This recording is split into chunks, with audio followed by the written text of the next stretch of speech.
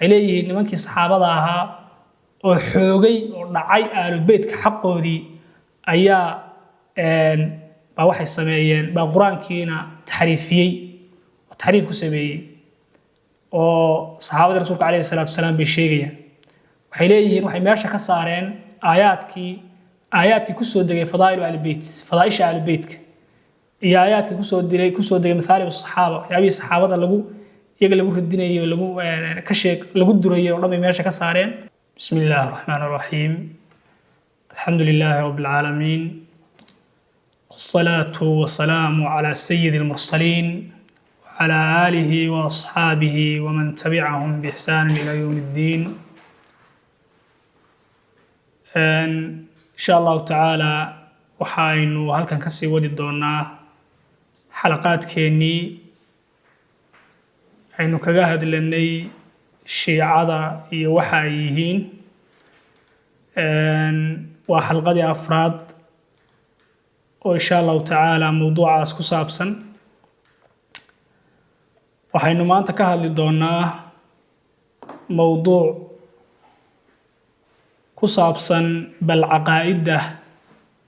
firqadii aynu shalay ka soo hadalay oo aynu soo tilmaanay inay tahay firqooyinka ama firqada ugu weyn uguna saameynta badan madhabka tashayuca taasoo ah firqadii imaamiyada ama ithna cashariya ama arraafida ama jacfariya taatirahdidba oo ithna cashariyada loo yaqaano waxaanu ka soo hadalnay shalay aimada waxa weeye 12 ah iyo haddii baxukmahayo bal aymadooda ugu waaweyn oo marjaca u iyo kutubtooda baynu wax kooban ka soo tilmaanay waxaynu insha Allah taala maanta ka hadli doonaa bal aqaa'ida ay aaminsan yihiin firqadaas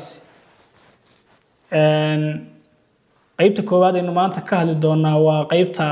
bal tawxiidka qaybihiisa kala duwan iyo waxa ay ka qabaan توحيد الألوهية توحيد الربوبية توحيد الأسماء والصفات قرآن كوحي كقبان صحابة رسولك صلى الله عليه وسلم إيو عقائد كلا يا مسيهم بإن شاء الله تعالى حكتها دونا قيبت كوباد إنه كل بلاد دونا وشيعة محي كقبان توحيدك أما أخضاضة كسوهر شيء التوحيدك عقائد فاسدك والتوحيدك أما وحوي معتقدك على السنة كسر شيء وبعض الكواي قبان حاكم ذا قولك كوباد أدينون ما عند التوحيدك بنك ألوهية ده ومعناه إذا أيتها إلهي سبحانه وتعالى إنه العبادة ده يوحك العبادة يسقوا حق ليه هاي كلجي اللود دايو وحيابها أي قبان وعقائد بعض الكواي حاكم ذا وحي آمن سيهين أئمدودو أما أئمدودو إني واصدو ويهين بين الله بينهم وبين الله سبحانه وتعالى ومعناه هذا أن قرصه أئمد 12 أما أئمد 12 كاهي إني يهين كوا أدحية إلهي سبحانه وتعالى يخلقيس وإيجو أعماش الله بندقيه والله مريه ومنطقنا عقيدة نوع عسبية مسيهين إنها مسيهين إمام كودا المجلسي كتاب كيسا بحار الأنوار بوكوت المامية وكجهد ليا إن منطقنا أي مدودو أيهين كوا ماركتي وحو استعمالي أما وحو باب استباب ليرادو باب أن الناس لا يهتدون إلا بهم dadku ma hanuunayaan oo hanuun iyo dariiq toosan kuma hanuunayaan ilaa ay madaas mooyaan waana arrin khaldan oo Ilaahay subhanahu wa ta'ala iyo khalqigiisa wax u dhaxayn kara iyo cid u dhaxaynaysa ama ay maha ahaato ama malaa'ika ahaato ama cid kale ha ahaatee Ilaahay khalqigiisa cidna u dhaxayn mayso qofku Ilaahay subhanahu wa ta'ala buu toos u abaaraya isagu toos u baryaya isagu toos u caabudaya waxa kamid ah waxyaabaha baadilka ah إثنا عشرية أما الرافضة وحي قرقار كدلبان قبورتا أنبيادودا وعقائد بعض الكعبة كم يتهم وحيابها خلدن aad arkaysid inay qabaan ilaahayna subxaanahu wa tacaala wuxuu ka nasahan yahay waxyaabo ilaahay subxaanahu wa tacaala mooyaane cid kale aanay karin oo cid kale aanay awoodin bay a'immadooda weydiisanayaan oo caafimaadkii baa ka mid ah iyo waxa weeye waxay aaminsan yihiin a'immadoodu inay yihiin huwa ama hum shifaa'u al-akbar wad-dawaa'u al-a'zam shifaaga iyo caafimaadka weyn iyo dawada weyn iyagu inay leeyihiin bileeyin qof kasta oo waxa weeye oo ka dalba daawo iyo bahalkiina inuu ka helayo marka gargaar inay ka dalbaan oo a'immada ay istiqaaso weydiistaan taasina ma bannaana waxa weeye wax bannaan ma aha ilaahay subxaanahu wa tacaala baa awood u leh waxyaabaha noocaas oo kale caafimaadka awlaadda iyo wax walba oo kale iyo kurbooyin iyo dhibaato hadday qofka qabsato cidaan ilaahay subxaanahu wa tacaala alla ahayn subxaanahu wa tacaala ma aadi karo oo taasina imaamkeenu hadda tirnaa majliska kitaabkiisa bixaarul arwaar oo iyaga ka mid ah a'immadooda buu isaguna ku tilmaamayaa idaa kaana laka xaajatun ila allahi caza wajal hadal noocaas oo kale buu leeyahay haddii ilaahay subxaanahu wa tacaala xaggiisa baahi iyo xaaje aad uga baahatid waxa weeye qubuurta aada oo xaggaas usii mara buu leeyahay waxaa ka mid ah ictiqaadaadka khaldan ay aaminsan yihiin waxay aaminsan yihiin a'immadoodu inay leeyihiin xaqu tashriic ama xaqa waxalaalaynta iyo waxaaraantinimaynta iyo sharci dejinta inay xaq u leeyihiin imaamkooda kulayni kitaabkiisa usuul kaafi wuxuu ku leeyahay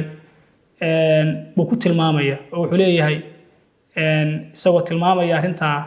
khalaqa allah subxaanahu wa tacaala muxamadan wa caliyan wa faadimatan hadal noocaas oo kale markaas wuxuu leeyahay markuu ka soo hadlay buu wuxuu odhanayaa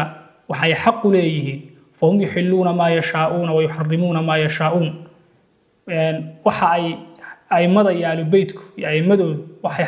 waxay doonaanna way xalaalayn karaan waxay doonaanna way xarimi karaan marka waa qaacido khaldan tashriica in wax la xalaaleeyo iyo wax la xaaraantinimeeyo iyo tashriica ilaahay subxaanahu wa tacaala baa iskale mataqaanaa cid kale oo xalaalayn karta ama wax xaaraamayn kartaa ma jirto waxay aaminsan yihiin oo kale caqaa'idda baadilka ka mid ah waxa ay cibaado waxa ay wax ku gowracaan oo u nadraan qubuurtooda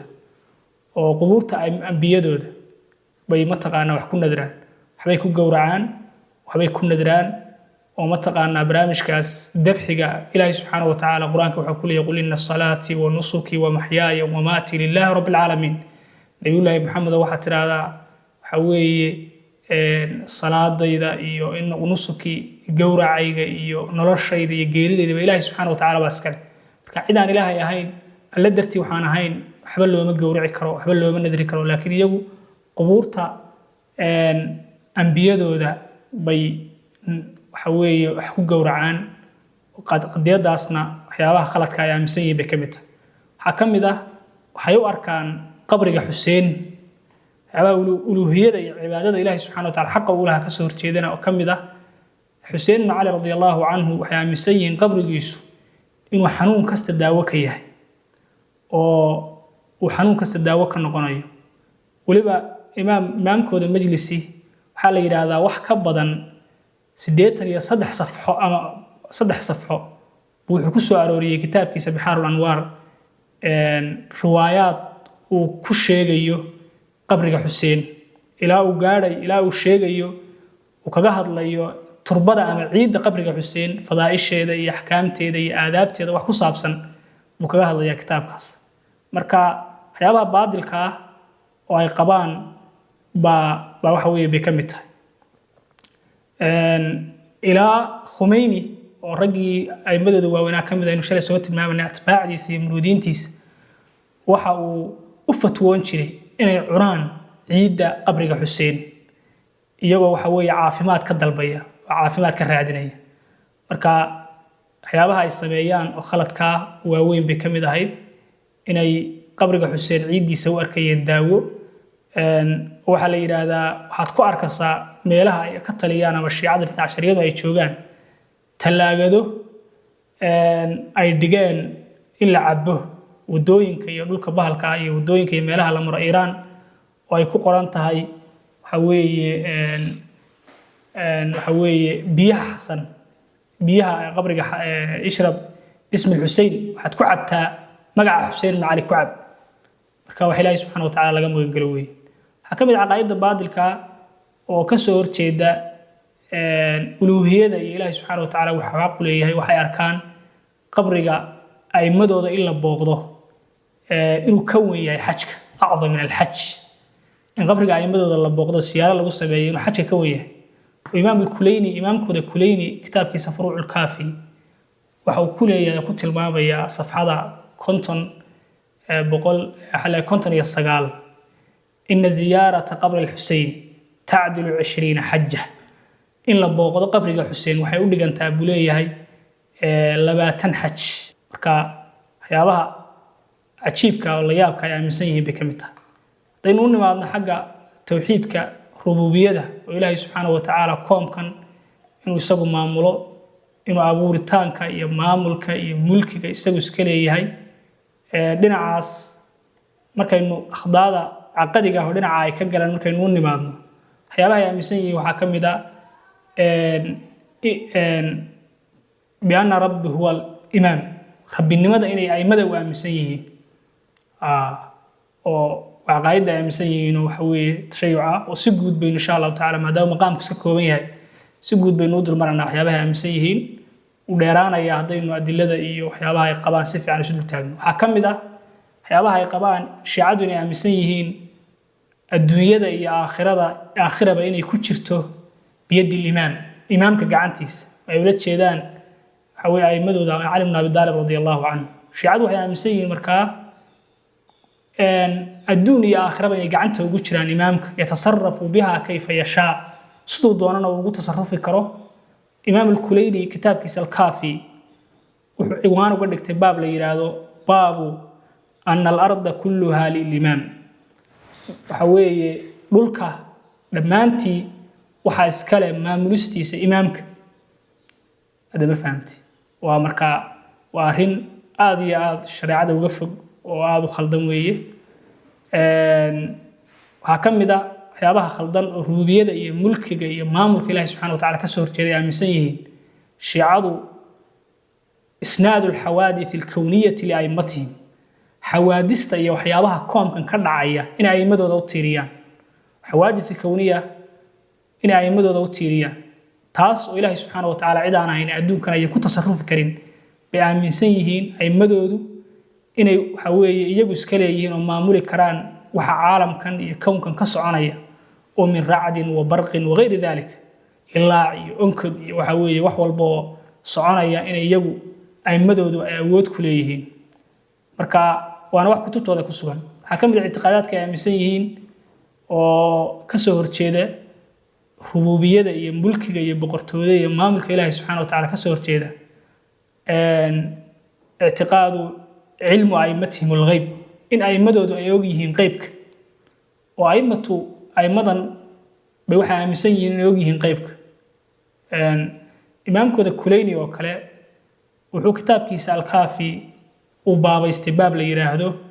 baabu anna al-aymata alayhim as-salaam ya'lamuna متى يموتون وأنهم لا يموتون إلا باختيار منهم وليه باب كان يحباب يهي أئمته إن أجيهين حل غير دمانيا وهيكلوا مر دمانيان إلا باختيار منهم إلا يجوا حلقوا يديو تلا اختياري كليين مو ياري وحوي مر دمانيان شدوك وحباب استباب ليراد باب وأن الأئمة عليهم السلام يعلمون علم كل ما كان أم علم كل ما كان وما يكون علمك وحكسته هراء هذا يوحى أهان دونه وأنه لا يخفى عليهم شيء وحبك ما قرصون يقوليه كتاب كيساس الكافي بوحوي كتل ماوي حيابها مركا إلهي سبحانه وتعالى لا يعلم الغيب إلا الله عد ولا بشر ولا وحوي النبي عد قيبك وأنكرت إلهي سبحانه وتعالى أنا هيني مجرت هذا وويري عقائد ووين وخلطك وحوي كفريات كي أمسيين بكمت وحي أمسيين أو كلا أئمدوا ذا إن وحي وكسودوا على أئمتهم يابا الله يابك على بكمت رسولك عليه الصلاة والسلام دبدي إن وحي وكسودوا أئمدوا ذا جبريل عليه السلام الدريق يسوس ومره بل waxayba kaloo aaminsan yihiin oo kusii jira malag kale oo kasii acdamsan oo ka weyn jibriil inuu soo dejiyo marka waxay markaa in ay markaa imadoodu qaybka ay og yihiin oo waxyigaas ku socdo buu bay mataqaanaa oo loo sheego kullamaa huwa kaa'inun ilaa yowmi alqiyaama wax kasta oo ahaan doona ama ahaaday ilaa maalinta qiyaama laga gaaray caqiidadani waa caqiido inay mataqaanaa imadoodu uu qaybku mataqaanaa loo waxyoodo muntashir ku ah kutubtooda gaar ahaan kutubta xadiiska iyo kutubta tafsiirka iyo riwaayaad fara badan oo cadiida imaamkooda maxamed ibn xasan safaar oo dhintay 290 hijriya baa ragga tilmaamay barnaamijka ka hadlay kamid ah marka waa wax runtii caqaa'idda aadka u xun oo ay qabaan bay kamid tahay haddaynu u nimaadno caqaa'idda waxaa kaloo kamid ah in biana alacmaala tucradu cala alaima waxay kaloo qabaan in aimadooda acmaasha loo bandhigo acmaasha aadamuhu ay samaynayaan iyo biniaadanka loo bandhigo waa arrin aad iyo aad acmaasha aimadooda in loo bandhigo habeen kasta iyo maalin kasta daba fahanti ninka imaamka u ah waliba xujatuma ay u yaqaaneen kuleyni la yiraahdo kitaabkiisaas wuxuu ku tilmaamay isaguna in mataqaanaa qadiyadaas kitaabkiisaas kaga hadlay oo uu leeyahay acmaasha loo bandhigaa aimadaha daba fahanti oo wax noocaas oo kale ka soo raraya haddaynu eegno dhinaca tawxiidka asmaada iyo sifaatka asmaada ilaahay subxaanahu wa tacaala iyo sifaatkiisa oo qayb tawxiidka ka mid ah sifaatka ilaahay subxaanahu wa tacaala dhan weydiidaan nimankan shiicada la yidhahdo ama itna cashariyadu sifaatka ilaahay subxaanahu wa tacaala way diideen waxay yidhaahdeen laysa lilaahi samcun walaa basarun walaysa lahu wajhun walaa yadun ilaahay subxaanahu wa tacaala wax ma maqlo wax ma arko weji male yad iyo gacan male walaa huwa daakhilu lcaalami walaa khaarijihi adduunka gudihiisana ma joogo caalamka khaarijkiisa iyo banaankiisana ma joogo arrinkaas muctasiladay ka waafaqeen bal waxaaba la yidhahdaa asmaadii ilaahay subxaanahu wa tacaala bay aimadooda asmaadii ilaahay xaqa u lahaa iyo sifaatkii bay aimadooda ku sifeeyeen aimadooda ku tilmaameen oo kuleynigaas oo kale kitaabkiisa walilaahi alasmaa'u alxusnaa aayadda fadcuuhu wuxuu leeyahay jacfar ibn maxamed isagoo ku been abuuranaya ka soo raraya wuxuu yidhi naxnu wallaahi alasmaa'u alxusnaa annaga asmaadii yacni alaima aimada asmaadii wanaagsanaadee buu leeyahay marka waxyaabaha cajiibka bay ka mid tahay inaanay aaminsanayn waxay kaloo aaminsan yihiin oo sifaatka marka loo eego qur-aanku inuu yahay makhluuq oo shiica itna cashariya waxay aaminsan tahay jahmiyada waxay ku waafaqeen qur-aanku inuu yahay makhluuq sheekhooda almajlisi kitaabkiisa bixaar anwaar wuxuu u baabaystay baab la yidhaahdo baabu ana alqur'aana makhluuqun qur-aanku waa makhluuq wuxuu ku sheegay 11 riwaado oo muctaqadkan faasidka ku difaacayo oo leeyahay mataqaanaa qur-aanku waa makhluuq waana arrin ahlu sunnuhu ay ku ijmaaceen ummadda ahlu qiblaha muslimiinta inay tahay khuruuj can ilmilla iyo kufri in la yidhahdo qur-aanka ilaahay subxaana wa tacaala kitaabka ilaahay waa makhluuq in la yidhaahdo waxyaabaha caqaa'idda khaldan ay aaminsan yihiin waxaa ka mid ah shiicada itna cashariya waxay nafiyeen oo meesha ka saareen oo ayaan aaminsanayn ilaahay subxaanahu wa tacaala ru'yatullaahi yowma alqiyaama ilaahay maalinta qiyaama in la arkayo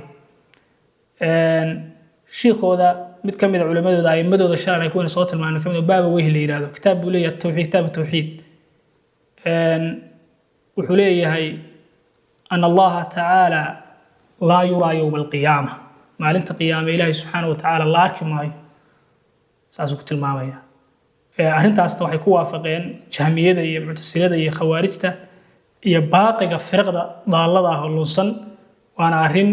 khuruuj can ilmilla ah oo arrin aad iyo aad u khatar ah in la aamino kitaabka ilaahay subxaana wa tacaala inaan la arkayn waxa weeye waa waxyaabaha aadka u khatartaa bay ka mid yihiin taydan qur-aanka maxay ka qabaan haddaba qur-aankan aan tilmaano maadaama innaga mawduuceenu uu mataqaanaa iska si guud ama si kooban inaynu caqaa'idooda u jirdino ay tahay oo mataqaanaa adiladii aynan iyo tafaasiishii faraha badeed gelayn waxaynu taaban doonaa bal quraanka maxay ka aaminsan yihiin oo quraanka kariimka inuu maxay yahay bay ka aaminsan yihiin quraanka waxa la yiraahdaa ayma isna ashariya ama daa'ifadan waxay ku ijmaaceen culimadoodii mutaqaddimiinta ahayd iyo kuwoodii mutaakhiriinta ahaaba على تحريف القرآن الكريم القرآن الكريم كأنه يهي بدل تحريفيي أو حامسين القرآن كان هذا تشوفه موجود وبين يدي المسلمين اليوم كعمها مسلمين تمام تكتشروا إنه آخر السنة إن أنا أهين سيدي الله سبحانه وتعالى نبي الله محمد صلى الله عليه وسلم وسود الشيء وكل عي تحريف يبدلس وعلى يد أصحاب رسول الله صلى الله عليه وسلم صحابة رسول كوي يبدلين حليه نمكي صحابة ها وحوجي ونعي آل البيت كحقودي أيا بواحد سمايين بقرآن كينا تحريفي وتحريف كسبي وصحابة رسول عليه الصلاة والسلام بشيء وحليه وحي ماشى كسارين آياتك كسود دقي فضائل آل البيت فضائش آل البيت هي آياتك كسود دقي مثالي بالصحابة يا الصحابة اللي iyaga lagu radinayo lagu ka sheeg lagu durayo dhamay meesha ka saareen iyo aayad fara badan waxay yiraahdaan taxriifka quraanka ay ku sheegaan ama ku soo ay dhahaan quraanka kariimka ah inuu muharraf yahay ay ku sheegaan waxay dhahaan laba qaybood qaybta koowaad waxa weeye waxay dhaheen waa xadfu bacd as-suwar min al-quraan al-kariim quraanka kariimka waxa laga saaray qayb waa been abuurka ay been abuurteen aayada quraana ee suurada quraanka kariimka kamida baa lagu sheegay oo quraanka ku jiray oo waxa kamid ah magacyo u bixiyeen suurad la yiraahdo suuratu nuurayn suuratu al-wilaaya iyo waxyaabaha la midka ah bay ku sheegeen taxriifka waxa yiraahdo suurada quraanka kamid ah aayada quraanka kamid oo suurado dhan baa quraanka laga saaray bay yiraahdeen waxay kale oo yiraahdeen taxriifka qaybta labaad waa xadfu bacd al-kalimaat min bacd al-aayaat al-quraaniyah aayadaha quraana kalimaad aayadaha quraanka qayb kamid ku jiray meesha laga saaray oo iyagana ay sheegeen waxyaabaha ay sheeganayeen kamid ah taxriifka ugu badan ay sheegeen waa labada qaybood suurado meesha laga saaray iyo kalimaad meesha laga saaray oo waxay leeyihiin waa aad bay tafsiir dheer u leedahay aayado fara badan iyo wax fara badan bay keenayeen leeyihiin waxaas laga saaray waxaas oo dhamina waa baadil iyo caqiido aan wax sal iyo raad lahayn maxaa quraanka saxray hadaba muxuu yahay quraanka hadii la taxriifiyay waxay sheegeen quraanka kaamilka oo dhameystiran ilaahay subhanahu wa ta'ala oo taxriifka ka nabad galay imaamkooda qaa'ibka inuu la maqan yahay waana imaamkooda 12aad athani 10 maxamed xasan askari baa la yiraahdaa waa ka ay sheeganayaan inuu mataqaanaa maqan yahay marka kitaabkaas buu la maqan yahay kitaabka saxda ah bay dhaheen ali ibn abi talib baa jamciyay bay dhaheen kitaabkaas baa saxa waxay yiraahdaan marka quraanki saxda ah ee nabiyullaahi maxamed lagu soo dajiyay sallallahu alayhi wasallam thuluth baa ka jooga saddex meelood oo meel baa ka joogta intii kale way maqanta wala taxriifiyo wax meesha laga saaray weey marka aqeedadani waa aqeeda ay qabaan jamiic culamaa shiica sida sheekh mamduux al-harbi kitaabkiisa uu ku tilmaamayo ku soo ka soo rarayo mujmal aqeedatu shiica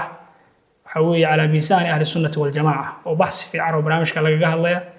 هي رسالة وحوي الشيعة والتشيع إمام ابن تيمية رحمه الله تعالى يسمى كتاب كيسا منهاج السنة النبوية يسمى واتلمام ياو مركا والشيعة تيهورة يكون متأخرين تعلموا ويقبان تغيير القرآن الكريم كا ينقصان تيسا ولو وحل إلى هذا ويكون إجماعين وأرنتاس علماء الشيعة إجماعنا كما بحين بالي هذا أفراد كوبان أو قليلا بالة الماما أو النوري الدبرسي كتاب كيس المسمى وكما قاعد فصل الخطاب في إثبات تحريف الكتاب الأرباب حليه 4 أشخاص فقط أفرقف ما لها أسباب خلافي إن قرآنكو وسميد لمد بدلي ولا تحريفيه وسنهين والعياذ بالله إلهي سبحانه وتعالى كلام كيسا إنه آخر سنة إنه إلهي كعابد إنه ما تقعنا waxay ka qabaan inuu yahay kitaab aan dhameystirayn oo mataqaana aan la taxriifiyay marka waxay tilmaamayaan oo kale suurado dhan meesha laga saaray aayad meesha laga saaray kalimaad meesha laga saaray waxa soo dhama tafaasiil bay mataqaana kutubtooda ku taala inay ay barnaamijka kaga hadleen أئمدooda quraanka taxriifkiisa qaba oo way fara badan yihiin waxa weeye ayma fara badan culimada shiicada mutaakhiriinta iyo mutaqaddimiintii kuwii hore iyo kuwii dambaba way barnaamijka mowqifka way isku waafaqsan yihiin in quraanku hadda yaala oo aynu quraanka aynu joogno quraankan hadda aynu akhrisanayno muslimiinta dhex yaala inuu mid qeyr kaamil yahay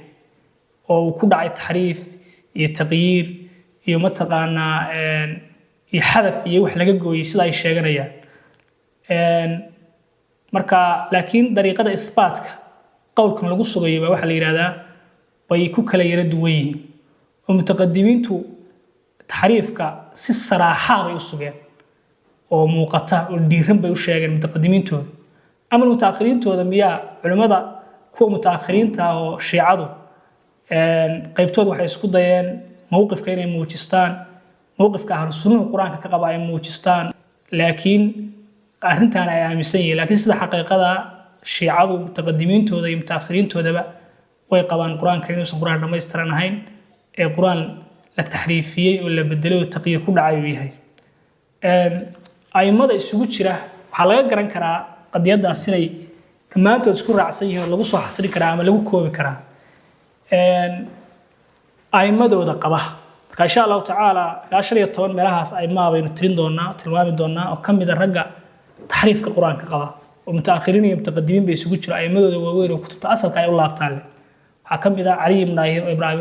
Ali ibn Ibrahim al-Qummi fi muqaddamati tafsiri baalkiisaas kitaabkiisaas kaga hadlay nicmatullahi al-Jazaa'iri sheekhodaas oo culimada waaweyn ka mid ah kitaabkiisa anwaar al-Umaaniyya bukaga bisawra ku tilmaamay taxriifka kaga hadlay waxaa ka mid ah al-Fayd Kashani fi tafsirihi as-Safi kaga hadlay isaguna Abu Mansur ad-Dubrasi baa ka mid ah kitaabkiisa al-Ihtijaaj kaga hadlay محمد باقر المجلسي baa kamid kitaabkiisa Bihar al-Anwar oo Maraat al-Uqul baa kamid waxa kale oo kamid culimadooda barnaamijkan qaba oo iyaguna kutubtooda kaga hadlay Muhammad ibn Nu'man al-Mulaqab bil-Mufid kitaabkiisa la yiraahdo Awail al-Maqalat waxa kamid Adnan al-Bahrani kitaab isaguna la dhaho Mashaariq ash-Shumus durriya kitaabkaas oo kaga hadlay waxa kamid النوري الدبرسي كتاب كيس فصل الخطاب في إثبات تحريف كتاب رب الأرباب بسونا كجاب أو كتقريريين متقنا القرآن كوياي من التحريفية اللي بدلي القرآن كني القرآن كيس هذا وصناعي وحكم إذا محمد بن يعقوب الكليني وشيخ هذا الشيء كتاب كيس كاف هذا استشهاد سنة لي حكم إذا محمد العياش ومفسر كذا وأنت مفسر وينه تفسير كسر سورة كذا علي أبو جعفر الصفار باكمله كتاب كسلير هذا بصائر الدرجات بسونا كذا علي كاشاري رد صوت المام أن الكتاب ولي هذا هدية الظالمين لأنه بيسونا كذا علي وبمسألة ذا سوق تقريري بركة خلاصة القول 12 من الرافضة من الشيعة قرآن كإلهي سبحانه وتعالى يا كلام كإلهي وحي كقبان إنه يهي مخلوق inuu mataqaanaa mid taxriifiyay uu yahay mid aan dhameystirnayn uu yahay ayay mataqaanaa qabaan oo quraankan aynu akhrisanano kitaabka Ilaahay subhanahu wa ta'ala arsunuhuna waxay ka qabaan quraanku inuu yahay kalaamka Ilaahay subhanahu wa ta'ala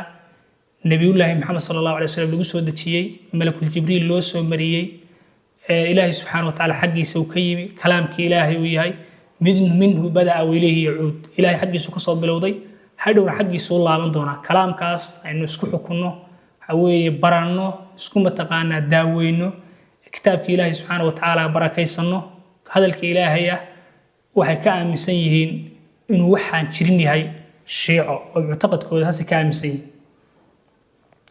marka waa wax runtii waa aqaa'id laga naxo oo aad iyo aad mataqaanaa u fog marka aqaa'idda ay aaminsan yihiin shiicadu marka laga eego aynu iska taagno jaanibka